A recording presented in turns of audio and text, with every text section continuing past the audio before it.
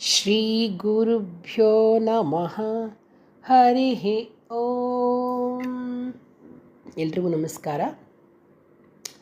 ತತ್ವದರ್ಶನ ಪ್ರವಚನ ಮಾಲಿಕೆಯಲ್ಲಿ ನಾನು ಸಾಂಖ್ಯ ದರ್ಶನ, ವೈಶೇಷಿಕ ದರ್ಶನ, ನೈಯಾಯಿಕ ದರ್ಶನ, ಯೋಗ ದರ್ಶನದೆಲ್ಲ ಹೇಳಿದ್ದೆ. ಈಗ ಮೀಮಾಂಸಾ ದರ್ಶನದ ಬಗ್ಗೆ ತಿಳಿಸ್ಕೊಡ್ತೇನೆ. ಮೀಮಾಂಸಾ ದರ್ಶನದಲ್ಲಿ ಧರ್ಮ ಮೀಮಾಂಸಾ ದರ್ಶನ ಹಾಗೂ ಬ್ರಹ್ಮ ಮೀಮಾಂಸಾ ದರ್ಶನ ಅಂತ ಎರಡು ದರ್ಶನಗಳು ಇದೆ. ಹಾಗೆಯೇ ಪೂರ್ವ ಮೀಮಾಂಸಾ, ಉತ್ತರ ಮೀಮಾಂಸಾ ದರ್ಶನಗಳಿಗೂ ಮೀಮಾಂಸಾ ಶಾಸ್ತ್ರ ಅಂತ ಹೇಳ್ತಾರೆ. ಮೀಮಾಂಸಾ ಅಂದ್ರೇನು? ನಾವು ಇದೊಂದು ಹಾಸ್ಯ ಒಂದು ಹೇಳಬೇಕಾಗತ್ತೆ. ನಾವು ಚಿಕ್ಕವರಿದ್ದಾಗ ಮೀಮಾಂಸಾ ಅಂದ ತಕ್ಷಣ ಏನು ಮೀನು ಮಾಂಸನ ಏನೇನೋ ಹೇಳ್ತಾರಲ್ಲಪ್ಪ ಅಂದ್ಕೊಂಬಿಡ್ತಾಯಿದ್ವಿ. ಏನಿದು ಮೀಮಾಂಸ, ಮಾಂಸ ಅಂತೆಲ್ಲ ಬರುತ್ತಲ್ಲ, ಏನಿದು ಅಂತ ಏನೋ ಒಂಥರ ನಮಗೆ ಅವಾಗ ಕ್ವಶನ್ ಮಾರ್ಕು. ಆವಾಗ ಅರ್ಥ ಆಗೋ ವಯಸ್ಸು ಅಲ್ಲ, ಪುಟ್ಟೋರಿದ್ದಾಗ ಸರಿಯಾಗಿ ಯಾರೂ ಎಕ್ಸ್ಪ್ಲೈನು ಮಾಡಿರಲಿಲ್ಲ.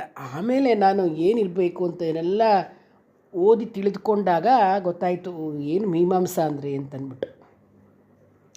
ಮೀಮಾಂಸಾ ಅಂದರೆ ಪೂಜ್ಯ ವಸ್ತು ವಿಚಾರ, ಅಂದರೆ ಅತ್ಯಂತ ಪೂಜ್ಯವಾಗಿರ್ತಕ್ಕಂತಹ ಧರ್ಮವನ್ನು, ಪರಬ್ರಹ್ಮವನ್ನು ಅದ್ರ ಬಗ್ಗೆ ಶ್ರುತಿವಾಕ್ಯಗಳ ಆಧಾರದಿಂದ ಚರ್ಚೆ ಮಾಡಿ ಪೂರ್ವ ಪಕ್ಷ ಉತ್ತರ ಪಕ್ಷಗಳ ವಾದ ವಿವಾದದಿಂದ ವಿಚಾರ ಮಾಡತಕ್ಕಂತಹ ಶಾಸ್ತ್ರಕ್ಕೆ ಮೀಮಾಂಸಾ ದರ್ಶನ ಅಂತ ಕರೀತಾರೆ. ಧರ್ಮ ಅಧರ್ಮ, ಸ್ವರ್ಗ ನರಕ, ಅಗ್ನಿಹೋತ್ರಗಳು ಇದನ್ನೆಲ್ಲ ಕುರಿತು ಪೂರ್ವ ಮೀಮಾಂಸಾ ದರ್ಶನ ಹೇಳಿದ್ರೆ, ಬ್ರಹ್ಮ, ಆತ್ಮ, ಅವಿದ್ಯಾ, ವಿದ್ಯಾ, ಸಂಸಾರ, ಮೋಕ್ಷಗಳನ್ನು ಕುರಿತು ಉತ್ತರ ಮೀಮಾಂಸಾ ದರ್ಶನ ಹೇಳುತ್ತೆ. ಅದಕ್ಕೆ ಹೇಳಿದ್ದು ವೇದಗಳ ಪೂರ್ವ ಭಾಗ ಪೂರ್ವ ಮೀಮಾಂಸಾ ಆದರೆ ಉತ್ತರ ಭಾಗ ಉತ್ತರ ಮೀಮಾಂಸಾ ಅಂತ ಹೇಳ್ತಾರೆ. ಒಟ್ಟಿನಲ್ಲಿ ಎರಡಕ್ಕೂ ಮೀಮಾಂಸಾ ದರ್ಶನ ಅಂತಲೇ ಹೆಸರು. ಶ್ರುತಿವಾಕ್ಯಗಳನ್ನು ಅಂದರೆ ವೇದಾಂತ ಮಂತ್ರಗಳನ್ನು ಇಟ್ಕೊಂಡು ಅವುಗಳ ತಾತ್ಪರ್ಯಾರ್ಥಗಳನ್ನು ತಿಳಿಸೋದಕ್ಕಾಗಿಯೇ ಈ ಪೂರ್ವ ಉತ್ತರ ಮೀಮಾಂಸೆಗಳು ಬಂದಿರತಕ್ಕಂಥದ್ದು.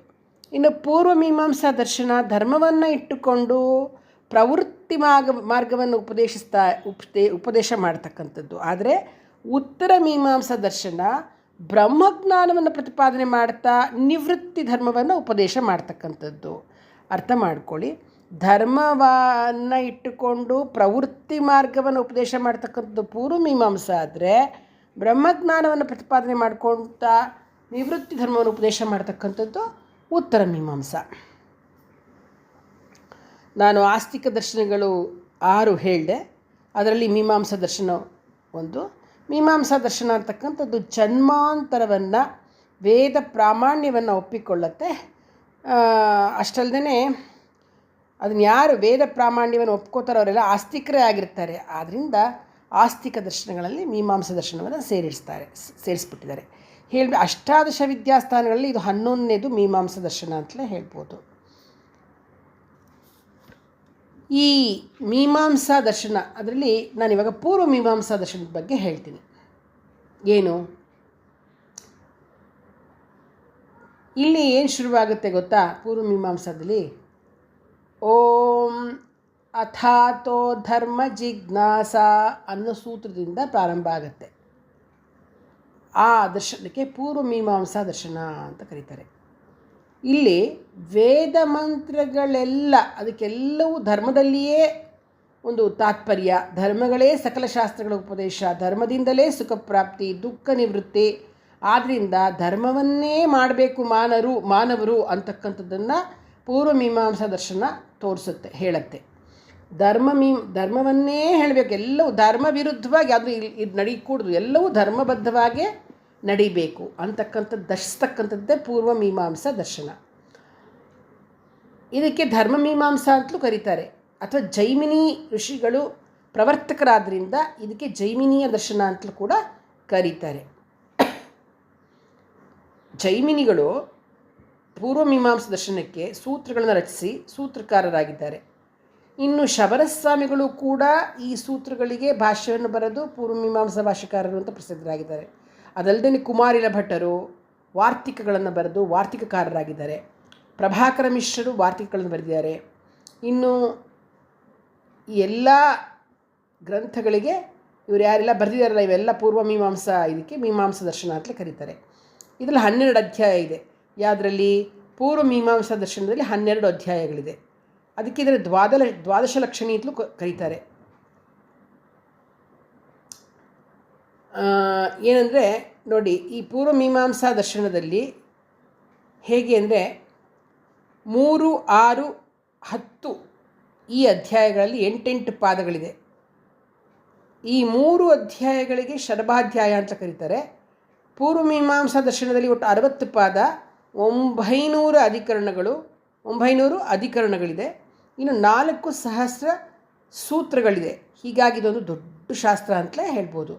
ಕಡೆಯಲ್ಲಿರ್ತಕ್ಕಂತಹ 4 ಅಧ್ಯಾಯಗಳ ಸಂಕರ್ಷ ಕಾಂಡಗಳನ್ನು ಸೇರಿಸಿಕೊಂಡ್ರೆ ಪೂರ್ವಮೀಮಾಂಸಾ ದರ್ಶನ ಒಟ್ಟು 12 + 4 16 ಅಧ್ಯಾಯಗಳ ದರ್ಶನ ಆಗುತ್ತೆ. ಅದಕ್ಕೆ ಇದನ್ನು ಷೋಡಶ ಲಕ್ಷಣಿ ಅಂತಲೂ ಕೂಡ ಕರೀತಾರೆ. ಇಲ್ಲಿ ಭಾಷ್ಯಕಾರರಾಗಿರ್ತಕ್ಕಂಥ ಶಬರಸ್ವಾಮಿ, ವಾರ್ತಿಕಕಾರರಾಗಿರ್ತಕ್ಕಂಥ ಕುಮಾರಿಲ ಭಟ್ರು, ಪ್ರಭಾಕರ ಮಿಶ್ರರು ಇವರೆಲ್ಲ ಪೂರ್ವಮೀಮಾಂಸಾ ದರ್ಶನಕ್ಕೆ ಬಹಳ ಅದ್ಭುತವಾಗಿರ್ತಕ್ಕಂಥ ಕೊಡುಗೆಗಳನ್ನು ಕೊಟ್ಟಿದ್ದಾರೆ. ಪ್ರಾಭಾಕರ ಮತಕ್ಕೆ ಗುರುಮತ ಅಂತಲೂ, ಕುಮಾರಿಲ ಭಟ್ಟರ ಮತಕ್ಕೆ ಭಾಟ್ಟ ಮತ ಅಂತಲೂ ಕರೀತಾರೆ. ಹಾಗಾಗಿ ಒಟ್ಟಿನಲ್ಲಿ ಹೇಳಬೇಕು ಅಂದರೆ ಧರ್ಮಮೀಮಾಂಸಾ ಶಾಸ್ತ್ರಕ್ಕೆ ಪೂರ್ವಮೀಮಾಂಸಾ ಅಂತ ಕರೀತಾರೆ. ಇನ್ನು ಉತ್ತರ ಮೀಮಾಂಸಾ ದರ್ಶನ ಏನು ಹೇಳುತ್ತೆ? ಧರ್ಮ ವಿಚಾರವನ್ನು ಮಾಡ್ತಕ್ಕಂತಹ ದರ್ಶನ ಪೂರ್ವಮೀಮಾಂಸಾ ದರ್ಶನ ಆದರೆ, ಬ್ರಹ್ಮ ವಿಚಾರವನ್ನು ಮಾಡ್ತಕ್ಕಂಥ ದರ್ಶನ ಉತ್ತರ ಮೀಮಾಂಸಾ ದರ್ಶನ ಆಗಿದೆ. ಅರ್ಥ ಮಾಡ್ಕೊಳ್ಳಿ. ಮೀಮಾಂಸಾ ಅಂದರೆ ನಾನು ಆಗಲೇ ಹೇಳಿದೆ, ವೇದದ ಪೂರ್ವ ಭಾಗ ಪೂರ್ವಮೀಮಾಂಸಾ ಆದರೆ, ಉತ್ತರ ಭಾಗ ಉತ್ತರ ಮೀಮಾಂಸಾ. ಪೂರ್ವ ಭಾಗದಲ್ಲಿ ಪೂರ್ತಿ ಧರ್ಮದ ವಿಚಾರವಾಗಿ ಹೇಳಿದರೆ, ಉತ್ತರ ಮೀಮಾಂಸಾದಲ್ಲಿ ಬ್ರಹ್ಮನ ವಿಚಾರವಾಗಿ ಹೇಳ್ತಾರೆ. ಅದನ್ನು ಏನಂತ ಹೇಳ್ತೀವಿ? ವೇದಾಂತ ಅಂತಲೂ ಕರಿತೇವೆ ಅಲ್ವಾ? ಅದಕ್ಕೋಸ್ಕರನೇ ಉತ್ತರ ಮೀಮಾಂಸಾ ದರ್ಶನವನ್ನು ವೇದಾಂತ ಮೀಮಾಂಸಾ ದರ್ಶನ ಅಂತಲೂ ಕರೀತಾರೆ, ಶಾರೀರಿಕ ಮೀಮಾಂಸಾ ದರ್ಶನ ಅಂತಲೂ ಕರೀತಾರೆ, ಬಾದರಾಯಣ ದರ್ಶನ ಅಂತ ಕರೀತಾರೆ, ವೇದಾಂತ ನ್ಯಾಯ ದರ್ಶನ ಅಂತಲೂ, ಬ್ರಹ್ಮಮೀಮಾಂಸಾ ದರ್ಶನ ಅಂತಲೂ ಕೂಡ ಕರೀತಾರೆ, ಅಥವಾ ಬ್ರಹ್ಮಸೂತ್ರ ದರ್ಶನ ಅಂತಲೂ ಕೂಡ ಪ್ರಸಿದ್ಧವಾದ ಹೆಸರಿದೆ. ಈ ಬಾದರಾಯಣಾಚಾರ್ಯರು, ಭಗವಾನ್ ಬಾದರಾಯಣಾಚಾರ್ಯರಿಂದ ರಚಿತವಾಗಿರ್ತಕ್ಕಂಥದ್ದೇ ಇದು. ಯಾವುದು? ಉತ್ತರ ಮೀಮಾಂಸಾ ದರ್ಶನ. ಇದರಲ್ಲಿ ಸಮನ್ವಯಾಧ್ಯಾಯ, ಅವಿರೋಧಾಧ್ಯಾಯ, ಸಾಧನಾಧ್ಯಾಯ ಮತ್ತು ಫಲಾಧ್ಯಾಯ ಅಂತ 4 ಅಧ್ಯಾಯಗಳಿವೆ. 16 ಪಾದಗಳಿವೆ, 191 ಅಧಿಕರಣಗಳಿವೆ, 555 ಸೂತ್ರಗಳಿವೆ. ಈ ದರ್ಶನಕ್ಕೆ ಬ್ರಹ್ಮಸೂತ್ರ ದರ್ಶನ ಅಂತ ಕರೀತಾರೆ. ವೇದ ಅಂತ ಅಂದರೆ ವೇದಾಂತಗಳ ಅಂದರೆ ಉಪನಿಷತ್ತುಗಳ ಮಂತ್ರಗಳ ತಾತ್ಪರ್ಯವನ್ನು ಈ ದರ್ಶನದಲ್ಲಿ ವಿಚಾರ ಮಾಡಿರೋದ್ರಿಂದ ಇದನ್ನು ವೇದಾಂತ ಮೀಮಾಂಸಾ ದರ್ಶನ ಅಂತ ಕೂಡ ಪ್ರಸಿದ್ಧವಾಗಿದೆ. ನೋಡಿ, ಈಶಾವಾಸ್ಯ, ಕೇನ, ಕಠ, ಮುಂಡಕ, ಪ್ರಶ್ನ, ಮಾಂಡೂಕ್ಯ, ತೈತ್ರಿಯ, ಐತ್ರೇಯ, ಛಾಂದೋಗ್ಯ, ಬೃಹದಾರಣ್ಯಕ, ಶ್ವೇತಾಶ್ವತರ, ಕೌಶಿತಕಿ, ಕೈವಲ್ಯ, ಜಾಬಾಲ, ಒಟ್ಟು 14 ವೇದಾಂತಗಳಿಂದ ಆರಿಸಿದ ಮಂತ್ರಗಳಿಗೆ ತಾತ್ಪರ್ಯವನ್ನು ಈ ದರ್ಶನದಲ್ಲಿ, ಯಾವುದು? ಉತ್ತರ ಮೀಮಾಂಸಾ ದರ್ಶನದಲ್ಲಿ ತಿಳಿಸಿದೆ. ಅರ್ಥ ಆಯ್ತಲ್ವ? ಭಗವಾನ್ ಬಾದರಾಯಣಾಚಾರ್ಯರು ಸೂತ್ರಕಾರರಾದರೆ, ಭಗವಾನ್ ಶ್ರೀ ಶಂಕರಾಚಾರ್ಯರು ಭಾಷ್ಯಕಾರರಾಗಿದ್ದಾರೆ. ಸೂತ್ರ ಬಾದರಾಯಣಾಚಾರ್ಯರದು, ಭಾಷ್ಯ ಶಂಕರಾಚಾರ್ಯರದು. ಭಾಷ್ಯಕಾರರಾಗಿರ್ತಕ್ಕಂಥ ಭಗವತ್ಪಾದರು ಈ 555 ಸೂತ್ರಗಳಿಗೂ ಗಂಭೀರವಾದ ಭಾಷ್ಯವನ್ನು ಬರೆದಿದ್ದಾರೆ. ಇದಕ್ಕೆ ಬ್ರಹ್ಮಸೂತ್ರ ಶಾಂಕರ ಭಾಷ್ಯ ಅಂತ ಹೆಸರು. ಶಾಂಕರ ಭಾಷ್ಯದಿಂದಲೇ ವೇದಾಂತ ಮೀಮಾಂಸಾ ದರ್ಶನಕ್ಕೆ ಹೆಚ್ಚಿನ ಮಹತ್ವ ಸಿಕ್ಕಿದೆ ಅಂತ ಹೇಳ್ಬೋದು. ಬ್ರಹ್ಮಸೂತ್ರ ಅದ್ಭುತವಾಗಿದೆ.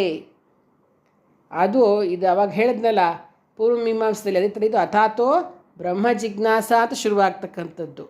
ಭಾಳ ಅದ್ಭುತವಾಗಿರ್ತಕ್ಕಂಥದ್ದು ಬ್ರಹ್ಮಸೂತ್ರ ಭಾಷ್ಯ, ಶಂಕರ ಭಾಷ್ಯ. ಈ ದರ್ಶನದಲ್ಲಿ ಅವಿದ್ಯಾ ಸ್ವರೂಪವನ್ನು ತಿಳಿಸಿದೆ. ಅಧ್ಯಾಸಕ್ಕೆ ಅವಿದ್ಯಾ ಅಂತ ಹೆಸರು. ಅಧ್ಯಾಸದಿಂದಲೇ ಸಂಸಾರದ ಅನರ್ಥಗಳು, ಆತ್ಮೈಕತ್ವ ಜ್ಞಾನದಿಂದಲೇ ಅಧ್ಯಾಸ ನಿವೃತ್ತಿ ಅನ್ನೋದನ್ನು ಶಂಕರ ಭಗವತ್ಪಾದರು ಇಲ್ಲಿ ಪ್ರತಿಪಾದಿಸಿದ್ದಾರೆ. ಅವಿದ್ಯೆಯಿಂದಲೇ ಜೀವತ್ವ ತೋರುತ್ತಿದೆ ಎಂದು, ಆತ್ಮಜ್ಞಾನದಿಂದ ಅವಿದ್ಯೆಯು ಬಾಧಿತವಾದ ಕೂಡಲೇ ಜೀವನು ಬ್ರಹ್ಮಸ್ವರೂಪನಾಗಿಬಿಡ್ತಾನೆ ಅಂತಲೂ ಕೂಡ ಇಲ್ಲಿ ತಿಳಿಸ್ಕೊಟ್ಟಿದ್ದಾರೆ. ಆದ್ದರಿಂದ ಶಂಕರ ಭಗವತ್ಪಾದರ ಭಾಷ್ಯ ಏನು ಉತ್ತರ ಮೀಮಾಂಸದಲ್ಲಿ ಅಂದರೆ ವೇದಾಂತದಲ್ಲಿ ಬ್ರಹ್ಮಸೂತ್ರದಲ್ಲಿ ನಡೆದಿದೆಯೋ ಅದು ಬಹಳ ಅದ್ಭುತವಾಗಿದೆ. ಅದನ್ನು ಓದಬೇಕು ಎಲ್ಲರೂ. ಹೀಗೆ ಮೀಮಾಂಸಾ ದರ್ಶನ, ಪೂರ್ವ ಮೀಮಾಂಸಾ, ಉತ್ತರ ಮೀಮಾಂಸಾ ಅಂತ ಎರಡು ಭಾಗವಾಗಿ ಮೀಮಾಂಸಾ ದರ್ಶನವನ್ನು ಮಾಡಿ ಅದರಲ್ಲಿ ಒಂದರಲ್ಲಿ ಧರ್ಮ, ಇನ್ನೊಂದರಲ್ಲಿ ಬ್ರಹ್ಮ ಜ್ಞಾನವನ್ನು ತಿಳಿಸಲಾಗಿದೆ. ಇನ್ನು ಮುಖ್ಯವಾಗಿ ಹೇಳಬೇಕು ಅಂದರೆ ವೇದ ಹೇಳೋದೇ ಧರ್ಮ, ವೇದ ವಿರೋಧವೇ ಅಧರ್ಮ. ಮಾಡಲೇಬೇಕಾಗಿರ್ತಕ್ಕಂತಹ ಕರ್ಮಗಳನ್ನು ಮಾಡೋದು ಹಾಗೂ ಮಾಡಬಾರದ ಕೆಲಸಗಳನ್ನು ಬಿಟ್ಟುಬಿಡೋದು ಧರ್ಮ ಅಂತ ಕರೀತಾರೆ. ಹೌದಾ? ಮಾಡಲೇಬೇಕಾಗಿದ್ದ ಕೆಲಸಗಳನ್ನು ಮಾಡಲೇಬೇಕು, ಮಾಡಬಾರ್ದ ಕೆಲಸಗಳನ್ನು ಮಾಡಬಾರ್ದು, ಅದು ಧರ್ಮ. ಧರ್ಮದ ಆಚರಣೆಯನ್ನು ನೀನು ಕರ್ತವ್ಯ ಅಂತ ತಿಳಿದುಕೋ, ನಿಷ್ಕಾಮ ಭಾವದಿಂದ ಮಾಡು. ವೇದ ವಿರೋಧ ಕರ್ಮವನ್ನು ಯಾವುದೇ ಫಲ ಸಿಗುತ್ತೆ ಅನ್ನೋ ಆಸೆಗಾಗಿ ಮಾಡಲೇಬಾರ್ದು. ಇನ್ನು ನಿತ್ಯ ಕರ್ಮಗಳನ್ನು ಫಲಾಪೇಕ್ಷೆ ಇಲ್ಲದೆ ಆಚರಿಸೋದ್ರಿಂದ ಪೂರ್ವಾರ್ಜಿತ ಕರ್ಮಗಳ ನಾಶ ಆಗುತ್ತೆ. ಅರ್ಥ ಮಾಡ್ಕೊಳ್ಳಿ, ನಿತ್ಯ ಕರ್ಮಗಳನ್ನು ಯಾವುದೇ ಫಲಾಪೇಕ್ಷೆ ಇಲ್ಲದೆ ಆಚರಣೆ ಮಾಡಬೇಕು. ಆಗ ನಮ್ಮ ಪೂರ್ವಾರ್ಜಿತ ಕರ್ಮಗಳು ನಾಶ ಆಗುತ್ತೆ ಮತ್ತು ದೇಹಾಂತವಾದ ಮೇಲೆ ಮುಕ್ತಿ ಸಿಗುತ್ತೆ. ಪ್ರಾಚೀನ ಮೀಮಾಂಸೆಯ ಪ್ರಕಾರ ಸ್ವರ್ಗ ಅಥವಾ ವಿಶುದ್ಧ ಸುಖದ ಪ್ರಾಪ್ತಿಯೇ ಪರಮಪುರುಷಾರ್ಥವಾದ ಮೋಕ್ಷ ಅಂತ. ಆತ್ಮ ನಿತ್ಯವಾಗಿರ್ತಕ್ಕಂಥದ್ದು, ಇದಕ್ಕೆ ನಾಶ ಇಲ್ಲ. ವೇದದ ಅನುಸಾರ ಸ್ವರ್ಗ ಪ್ರಾಪ್ತಿಗೆ ಧರ್ಮಾಚರಣೆಯನ್ನು ಮಾಡಬೇಕು ಅಂತ ಹೇಳಿದೆ. ಮೀಮಾಂಸೆ ಇದೆಯಲ್ಲ, ಮೀಮಾಂಸಾ ಭೌತಿಕ ಜಗತ್ತನ್ನು ಒಪ್ಪುತ್ತೆ, ವಿಶ್ವವಲ್ಲದೆ ಇದು ಆತ್ಮಗಳ ಅಸ್ತಿತ್ವವನ್ನು ಒಪ್ಪುತ್ತೆ. ಆದರೆ ಇದು ಈಶ್ವರನನ್ನು ಒಪ್ಪೋದಿಲ್ಲ. ಜಗತ್ತು ಅನಾದಿ ಹಾಗೂ ಅನಂತ, ಇದರ ಸೃಷ್ಟಿಯಾಗೂ ಇಲ್ಲ, ಪ್ರಳಯವಾಗುವುದೂ ಇಲ್ಲ.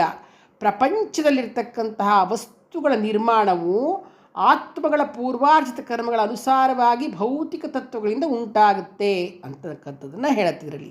ಮೀಮಾಂಸೆಯ ಅನುಸಾರ ಯಾವ ವ್ಯಕ್ತಿ ಯಜ್ಞಾದಿ ಕರ್ಮಗಳನ್ನು ಮಾಡುತ್ತಾನೋ ಆಗ ಒಂದು ಶಕ್ತಿ ಉತ್ಪನ್ನವಾಗುತ್ತೆ, ಅದನ್ನು ಅಪೂರ್ವ ಅಂತ ಕರೀತಾರೆ. ಈ ಅಪೂರ್ವದ ಕಾರಣ ಯಾವುದೇ ಕರ್ಮದ ಫಲವು ಭವಿಷ್ಯದಲ್ಲಿ ಉಪಯುಕ್ತ ಸಮಯದಲ್ಲಿ ಸಿಗುತ್ತೆ. ಈ ಲೋಕದಲ್ಲಿ ಮಾಡಿರ್ತಕ್ಕಂತಹ ಕರ್ಮಫಲವು ಪರಲೋಕದಲ್ಲಿ ಲಭಿಸುತ್ತೆ ಅಂತಕ್ಕಂಥದ್ದನ್ನು ಮೀಮಾಂಸಾ ದರ್ಶನ ಹೇಳುತ್ತೆ. ಅದರದ್ದು ಒಂದು ಸಾರ. ಧನ್ಯವಾದಗಳು.